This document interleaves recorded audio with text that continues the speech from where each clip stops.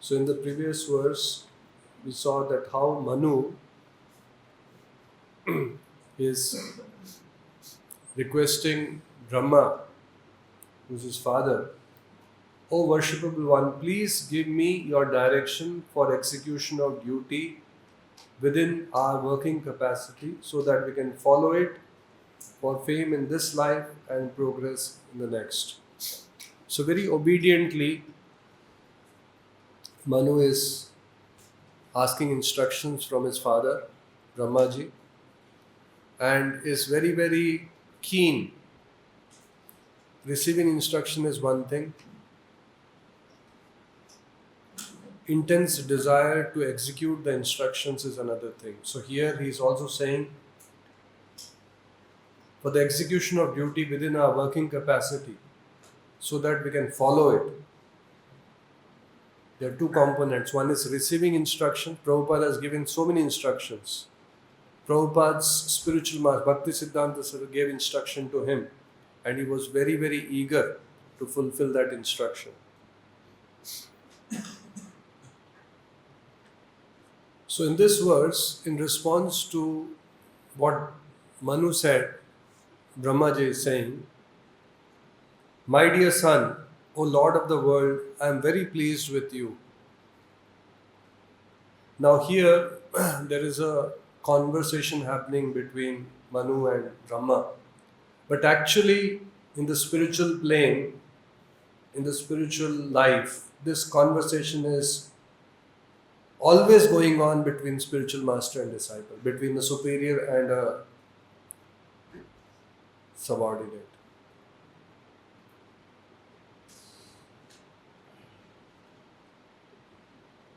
We may not be able to hear with our ears, material ears, but this conversation is going on. So what is Brahma saying? I am very pleased with you. I desire all blessings for both you and your wife. That's why it says, Yasya prasadat bhagavat prasado. If we serve Prabhupada's mission enthusiastically, try to obey his instructions, try to sincerely execute his instructions, then actually Prabhupada or our superiors, if we follow, this is what they are saying. We may not be able to hear. I desire all blessings for both you and you have without reservation surrendered yourself unto me with your heart for my instructions.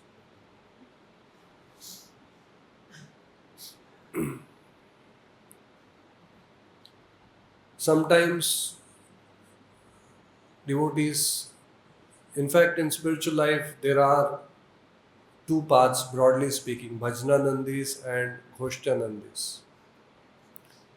Prabhupada very emphatically demonstrated by his personal example what he desired, what he wanted from his disciples. There could be somebody who is interested in his own deliverance, personal deliverance. A person with that mentality, मुझे क्यों झंझट में फंसना? Why should I break my head? Why should I involve in this thing? Unnecessary tension, stress, anxiety. Why build this temple? So much mara-mari, so much jhanjat, so many donors, so much problems, so many escalations.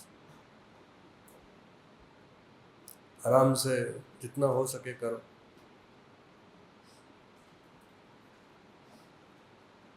There can be this mentality. But if we execute the instructions of Prabhupada, who desired that preaching be expanded, who desired that temples be built, more and more people get Krishna consciousness. Spiritual life means austerity, tubhyam, and austerity means voluntarily accepting some inconvenience for a higher cause. There may be inconvenience, but we accept it for a higher cause.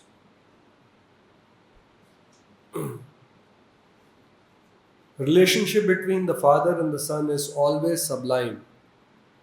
The father is naturally disposed with good will towards the son, and he is always ready to help the son in his progress in life. By default, father is always a well-wisher of the son. He wants to bless his son. He wants to help his son. But unfortunately, we also see in present times, the son sometimes, because of misuse of his free will, is misguided and misuses his personal independence. Every living entity, however big or small he may be, has a choice of independence.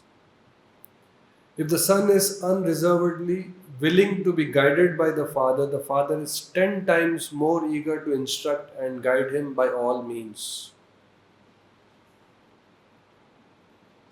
So here we are seeing an ideal relationship. The son is very, very eager to obey the father, and because the father is seeing the son who is very obedient, wanting to execute his instructions,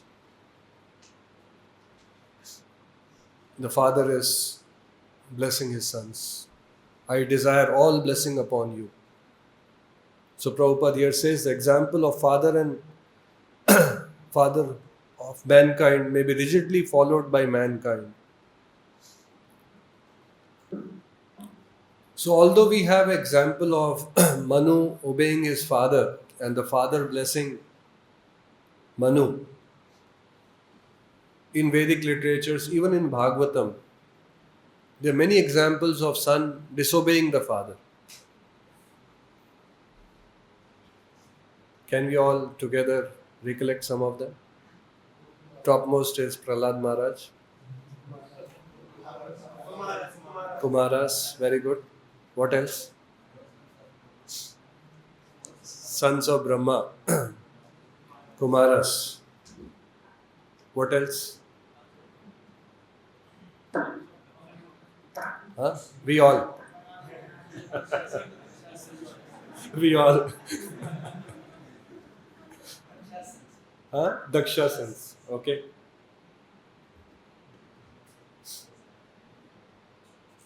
So, somebody may wonder, yes, we also have disobeyed. So, Shastras give permission for such disobedience. But with some general etiquette is we have to obey and respect our superiors. And I'll tell you what happens if we don't disobey our superiors. So we should always be conscious. We have given pain to our parents. We have made them cry. There was a higher cause involved, and we have to very sincerely execute that higher cause. Otherwise, karmic reactions will be there. We have gato mukundam parihritya kartam sarvatma sharanam gato. The verse devarshi bhutapta nrinam pitrinam. We are absolved of all the debts, our duties to our parents, because we are engaged in a higher duty of serving our Supreme Father. But if there is negligence or we are not dutifully, sincerely serving the Supreme Father, then the reactions will be there. In regard to the instructions of father and mother, it may be said that every living entity, including even the insignificant cats, dogs and serpents, take birth of a father and mother. So every living entity in all species of life have father and mother. Therefore, getting a material father and mother is not a problem. In every form of life, birth after birth, the living entity gets a father and mother. In human society, however, if one is satisfied with his material father and mother and their instructions and does not make further progress of accepting a spiritual master and being educated in the Shastras, he certainly remains in darkness. So, what is the purpose of human birth? Aim of human form of life is to get purified, to revive our Krishna consciousness, and to go back to Godhead. So those parents who are oblivious of this goal of life and enthuse their children for progress, which is by and large, again, they cannot be blamed because they themselves are in ignorance. Instructions of Father who do not make further progress, who don't instruct their children to make further progress in spiritual life. The words of material father and mother who endeavor to engage his son in material activities and are not the real instructions of the father. Shastra, scriptures, is the real father. All Shastras instruct that one should end his material way of life. If one does not know the purpose of his father's order, the Shastras, he is ignorant. A parent who does not know how to save his son has no value because such father and mother may be had in any form of life, even among the cats, dogs, and so on. Only a father and mother who can elevate their son to the spiritual platform are bona fide parents. One must understand how Maya works and how one can be released from the tossing waves of the river of nescience. That is one's first duty. So we have example of, even yesterday we had Vamana Jayanti. We have examples of disobedience to superiors, but only if it is coming in the way of progress of Krishna consciousness, not otherwise. We have examples of somebody even cheating. We have example of somebody even lying. We have example of somebody breaking moral principles. But they all are because they are serving the highest moral principle. The gopis, in the middle of night, leaving their husbands, leaving their family. So we should be very clear. Sometimes we can get stuck in morality. No doubt, and we have to avoid extremes in here also. Morality, we can get stuck, we can think that we are Krishna conscious, we can break anything because we are serving Krishna. Red light comes, we don't have to, I am going for Krishna service. These are all material laws made by material governments. You have to obey. Income tax laws are there. We have to file returns. I don't care. So we have to respect the law of land, but simultaneously know that even in the laws there are gradations. And that maturity comes when it comes over a period of time. Otherwise, sometimes we can be fanatics.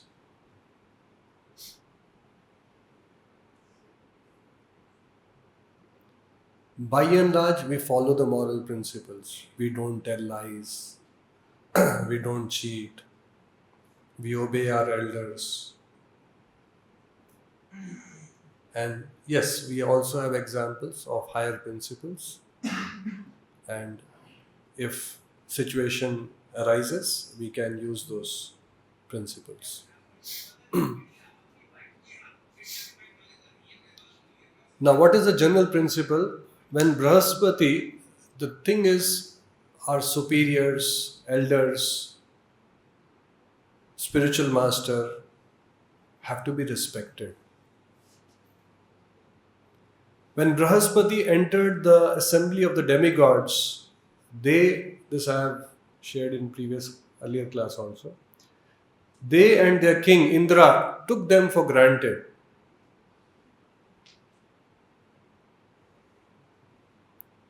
Since he came every day, they thought they did not have to show him special respect. As it is said, familiarity breeds contempt. Being very much displeased, Brahaspati immediately left Indra's palace. Thus all the demigods headed by Indra became offenders at the lotus feet of Brahaspati, and Lord Brahma, being aware of this, condemned their neglect. When we are living in Vaishnava association, or for that matter, somebody is serving Prabhupada very closely, even during Prabhupada's time, a lot of devotees got opportunity to do physical service. They were personally serving Prabhupada. Somebody was massaging his feet, somebody was traveling with him, helping him, somebody was helping with his daily requirements, secretaries, assisting them. So, on one side, it is a great opportunity to serve a spiritual master so closely. The other side, there's a danger also.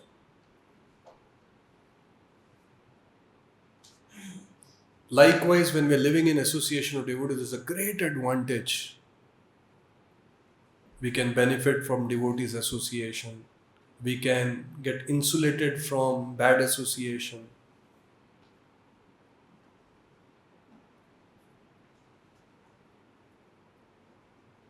Everywhere, when we're living in ashram, everywhere there is, if you see outside hostel, it's all crazy pictures, crazy music, people doing crazy things. Our devotees go to IIT Bombay for preaching. Regularly they go. So, in the evening, most of the rooms, you can see the smoke coming out. Beer bottles lying outside. And then sometimes devotees feel very embarrassed. They open the room and all kinds of pictures are there, posters are there.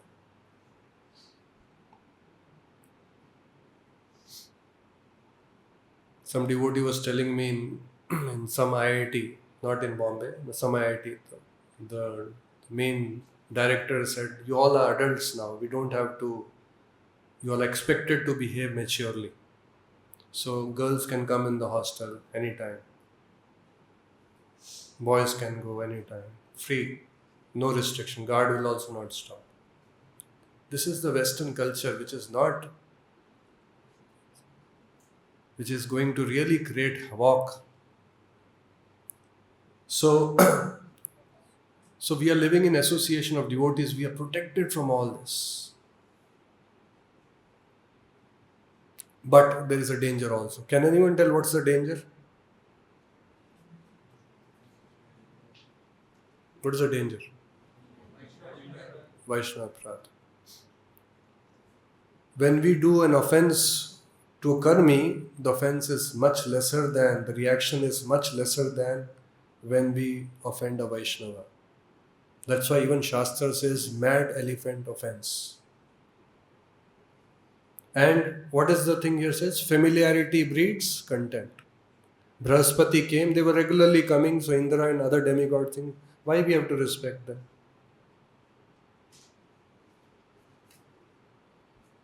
Now Brahaspati, he also didn't curse them. He just went off. He felt offended, he went off. What was the reaction? What happened because of this? Familiarity breeds contempt. They did not respect Brahaspati. What happened as a result? They lost their power. Next, Prabhupada says, because of, Brahma said, because of your misbehavior towards Brahaspati, you have been defeated by the demons. Now you see, the same principle applies. We may misbehave with a devotee. You have been defeated by, in our case, defeated by Maya. Sometimes we may wonder, I attended nice class, I did my chanting also, but still, why did I do this mistake? Why Maya is after me? At the end of the day, our consciousness is not okay. Somewhere we are committing offenses, sometimes knowingly, sometimes unknowingly. My dear demigod, since the demons were weak, having been defeated by you several times, how else could you who was an advanced in opulence, be defeated by them. Now, the demigods have defeated demons many, many times, but this time they got defeated. So Brahma is saying, how else could you be defeated? Prabhupada says, if Krishna is seated in your heart very tightly, then there is no chance of Maya taking that seat. The point here is that seat gets vacant. Nobody is sitting, Maya comes and quietly sits there. And how does the seat gets vacant? How does Krishna says, okay, I don't want to stay here? When we disrespect Vaishnavas.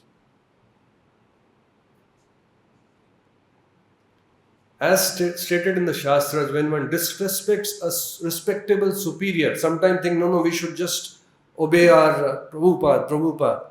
Even superior says, Prabhupada says, as stated in the Shastras, when one disrespects a respectable superior, one loses his longevity and the results of his pious activities, and in this way one becomes degraded.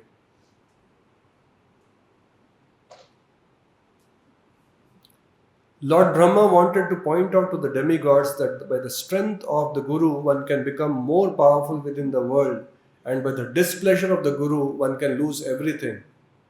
By the mercy of spiritual master, one is benedicted by the mercy of Krishna. Without the grace of the spiritual master, one cannot make any advancement. So, as I mentioned earlier, it is like a Prabhupada also used the word sharpened razor. Little in intention, blood.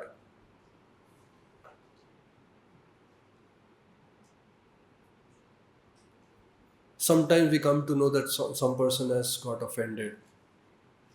It is always good we beg forgiveness. And when Vaishnava Aparadha is there, just like Durvasa Muni, what is the best way to get rid of Vaishnava Aparadha? Durvasa Muni, where all he went to save from the reactions? He went so many places. He went to Vishnu, he went to Vaikuntha. Finally he said, go back to Ambarish.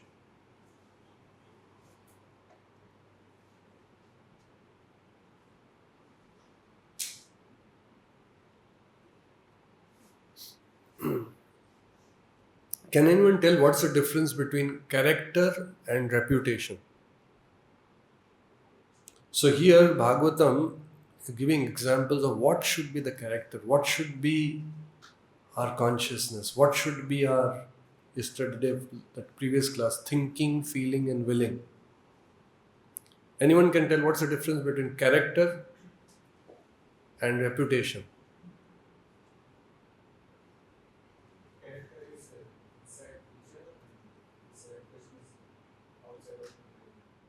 Is what we actually are. Reputation is what people think we actually are. I repeat, character is what we actually are. Reputation is what people think we actually are. In today's world, everyone is more interested in reputation than character. That's why honor killing, इज्जत चली जाएगी, लोग क्या बोलेंगे.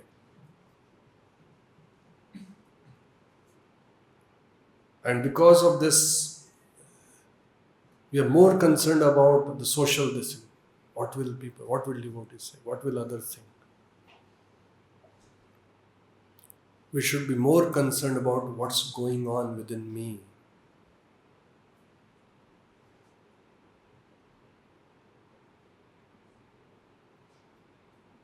And we know, we don't require evidence. We know what's going on within me. We know where we are. We can have a bad character but a good reputation. Possible? Yes or no? We can have a bad character. You can have, that's what called, Prabhupada says, pretender, hypocrisy. Don't be a hypocrite.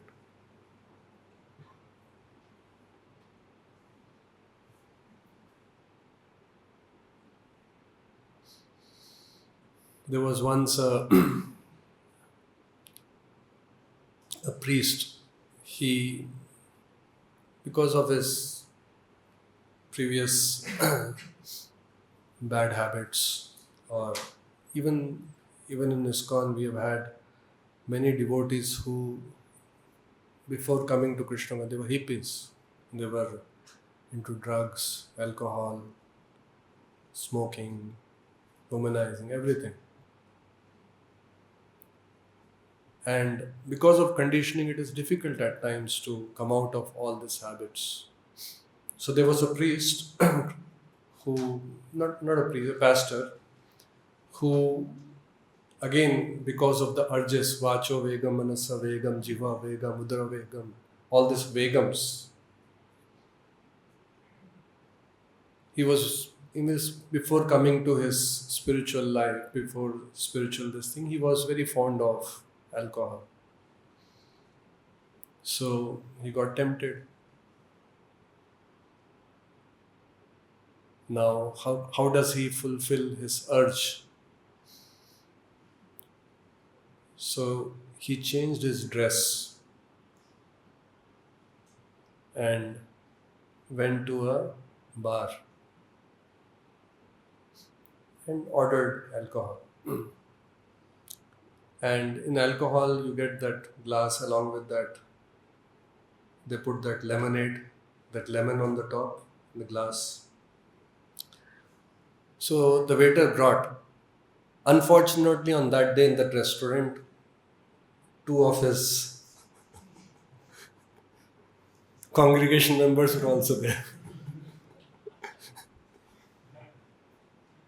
So they saw him, they were surprised in his dress, and then he said, "What is this?" He said, "I ordered lemon water." They brought this.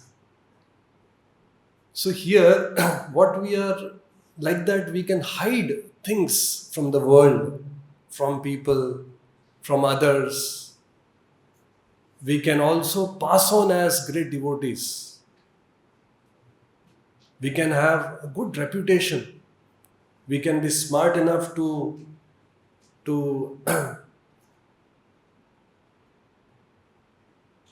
show off.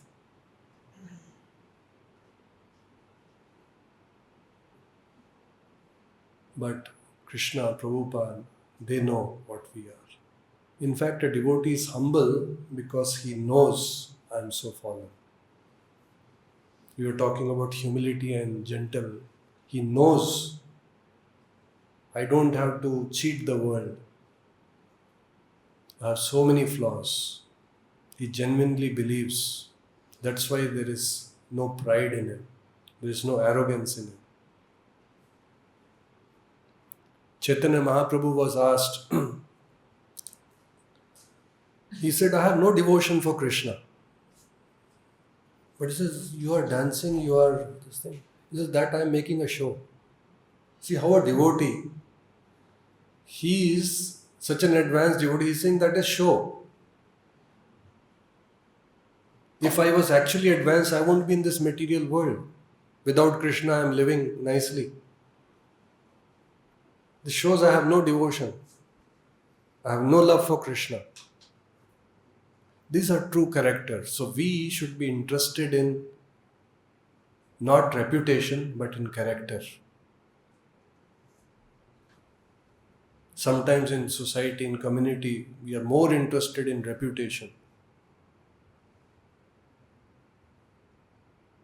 What will others think of me? No doubt, as conditioned souls, we have that anartha. Suddenly we cannot come out of it. But at least theoretically we should know. Character is more important than reputation. And we have to work hard, not to build the reputation, but we have to work hard to build the character.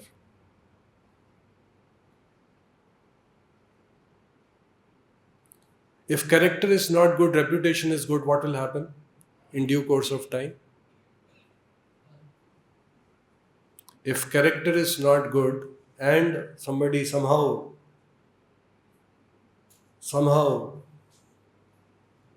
gets a good reputation, what will happen? What will happen? If somebody is more concerned about reputation and ensuring that his reputation is building and everyone is glorifying and everyone is a great devotee, and character-wise internally he's a hypocrite. A lot of things are going on, but it's all hidden and nicely hidden. Do a lot of wrong things stealthily. Watch wrong things, delete it at the right time, the right way. What happens if suppose somebody reputation is good but character is not good? What will happen? Krishna Prabhupada one time will puncture that. And then if the devotee is mature, is sincere, has Krishna conscious, he will say, otherwise he can also blown away.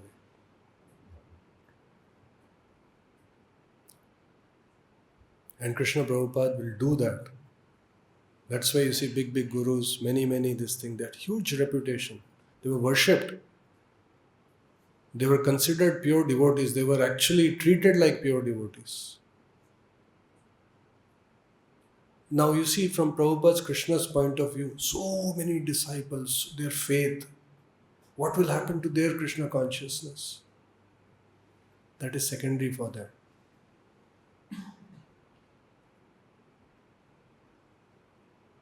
So one time that bubble bursted, everything was open. So we also should not think we can be very smart in covering up things.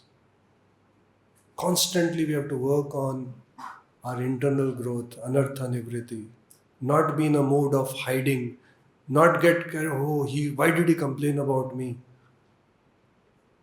Who has complained about me? We are more interested in protecting our reputation rather than, suppose somebody has complained, if there is truth in that complaint, rather than hiding the fact, let it get exposed so that I get opportunity to be corrected.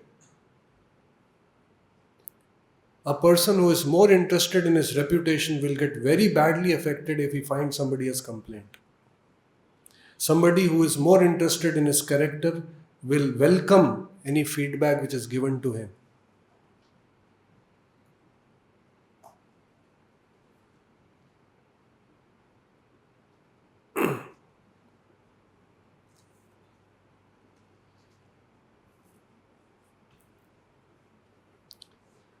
There was once in a small village, many centuries back, they were Buddhists.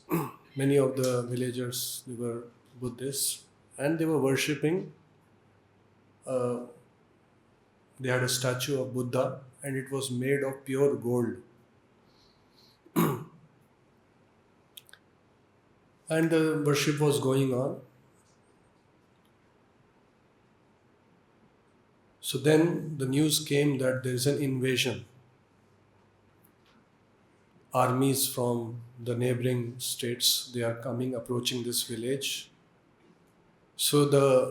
And just like that, Aurangzeb came, attacked, ransacked the temples and all that. So the elders of the village, they decided, they had a meeting. They said, okay, very soon they will come, they will attack this village. And first thing what they will take with them is what they will take? That golden Buddha. And since this deity was very dear to them, so few of them, they got together, made a plan. Let's cover this Buddha with clay. And very few people knew about it. And they covered with clay. And unfortunately, this attack happened. And lot of people were killed. Some of them ran away because of attack, out of fear for their lives. And this whole village was deserted. After few years, again people started coming in. That villages, people started occupying those houses which were deserted. And that was forgotten that years later, it was forgotten that they saw a statue of Buddha, but that statue was made of clay. So as usual, out of faith, they started worshipping. They worshipping that Buddha statue which was made of clay. And years passed by. Now always wear and tear happens. Even in deity, after 11 years or 13 years, suppose some correction has to be done, there is a process, Vedic process. So, time in this material world, everything is born, stays for some time, decays. The material transformation, the laws apply. Laws apply to anything which is made of material elements. So, the cracks started coming in the clay.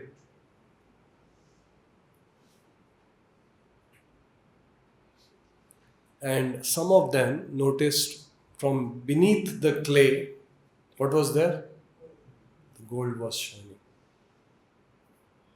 So they became curious. So they all got together. They said, what is this? And then little by little, they started chipping that clay which was covering that gold. And then came that lustrous golden Buddha. The entire Buddha statue made of gold.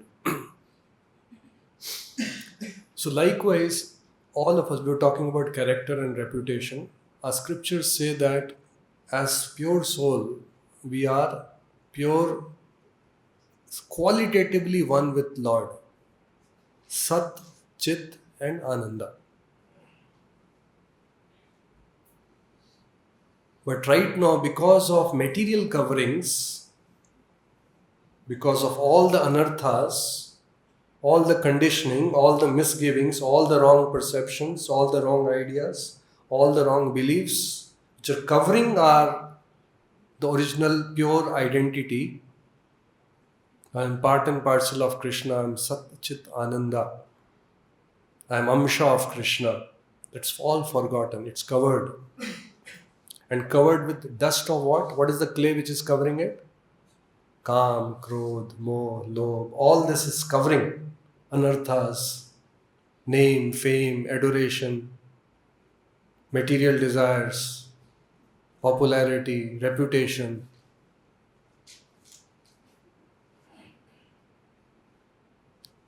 And only if we chip that clay, that's why he says, Ādhav Shraddha Tata Sadhu Sangha Bhajan Kriya. Before Nishtha comes, before Ruchi comes, before Asakti comes, is Anartha Nivritti.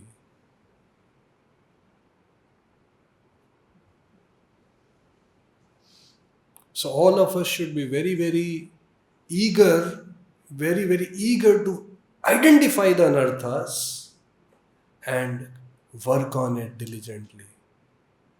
Otherwise, Nishtha will not come, Asakti will not come, Prema will not come. All that will be theories.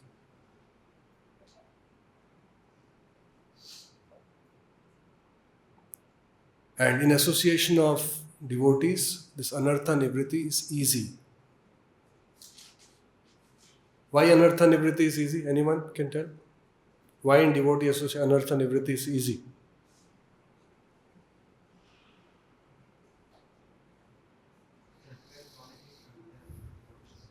We can acquire qualities from other devotees. Okay. We can acquire anarthas also. Again, depends on Sanghat Sanjayate Kama. So we have to little bit discriminate. Because there are devotees possible with more anarthas. So if we associate, we can have more anarthas. If you associate with a drunkard, you become a drunkard. Right? So we have to be very careful. In hospital, this is all kind of disease person. Suppose somebody is having contagious disease. You associate, you will get that. Somebody has TB, you go near him, you'll get TB. So in association of devotees, anartha nivritti is easy because the anarthas will be pointed out. If we are more careful about our reputation and not about our character, then we will not like it. We will not like it. Because my reputation is getting impacted. But if we are genuinely interested in anartha nivritti, then we will welcome such. When somebody points out, we take it in stride. Yes, Prabhu, it's my mistake. Yes, Prabhu, I will improve. Yes, I have done this mistake. I'm very sorry.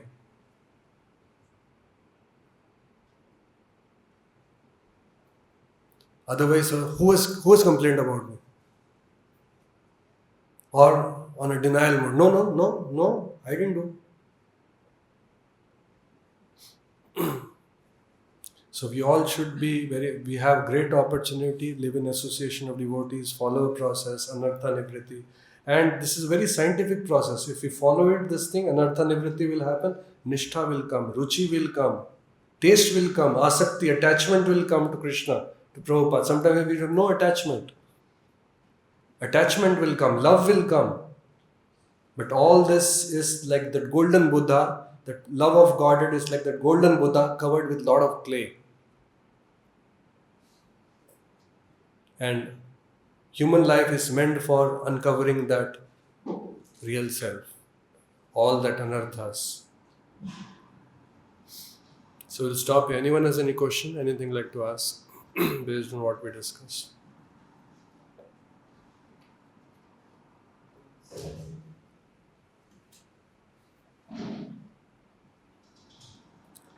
You can say, I'll repeat the question.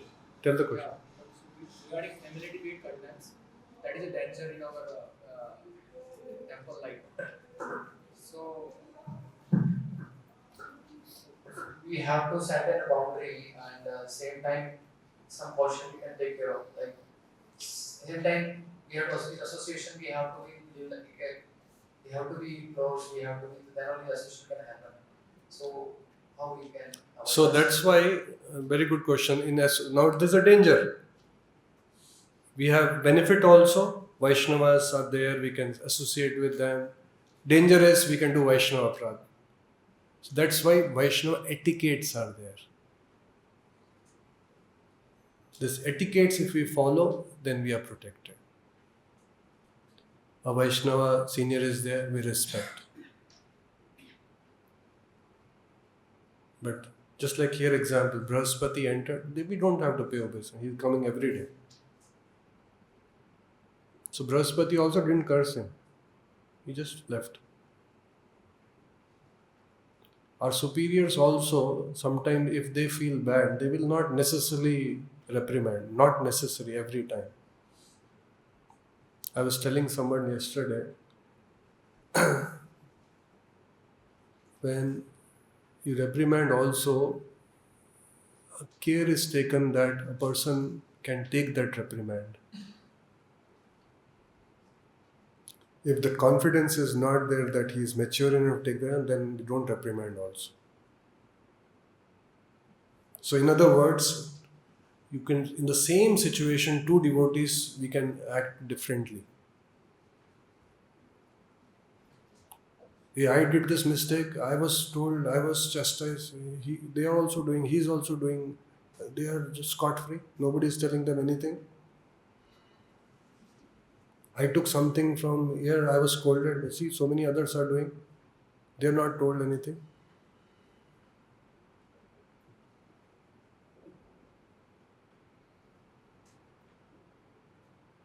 Yes, it could be somebody senior, but somebody we know, okay, that person is not in a position to take that reprimand. Prabhupada says, when the bamboo grows, if you try to bend it, it will break. So then you don't try to bend a bamboo which is grown. You know that it will break. So Vaishnava etiquettes we have to follow. We have to respect our superiors. We have to obey them.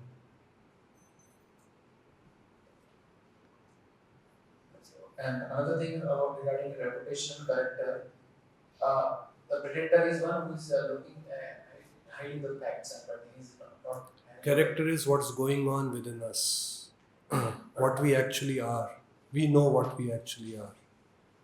We know what we are thinking. We know what we are feeling. We know what desires we have. We know what's going on in our consciousness. We know what's going on in our mind. We know how we are,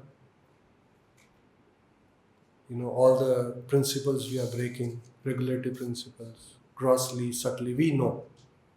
Somebody have good character, and if Somebody can have a good character and a bad reputation. Can anyone give me an example? And you can have a bad character and a good reputation.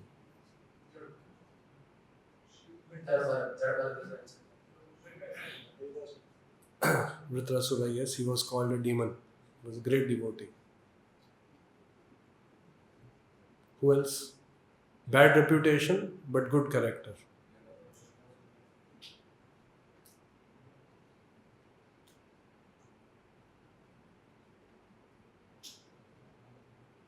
Among the Mohammedans, Haridas Thakur, bad reputation. He's spoiling everything. That time Mohammedans were there. That's why they took that liberty of whipping him. Bad reputation. He is spoiling the whole thing. He is this thing. But spick and span. Pureness. So we should be more interested in our character than in our reputation. If Krishna sanctioned good reputation, good. If doesn't sanction good reputation, it's okay. So long as I am working on my character. In society, generally when we are living in this thing, we naturally get more concerned about the reputation.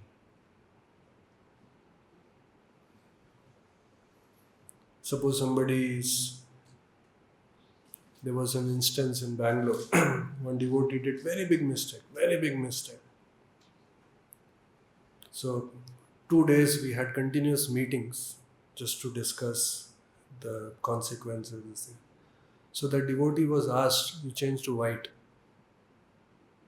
He refused. Option was you change to white and continue your service, be in the temple. He decided to leave the temple and continue in saffron. He is more interested in his reputation than in his character.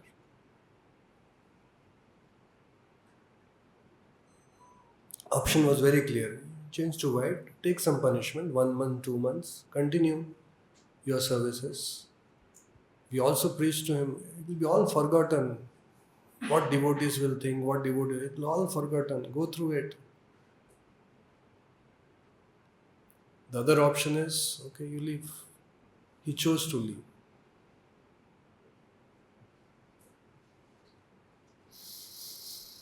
Okay, we'll stop here. Granth Raj Srimad Bhagavatam ki, Srila Prabhupada ki.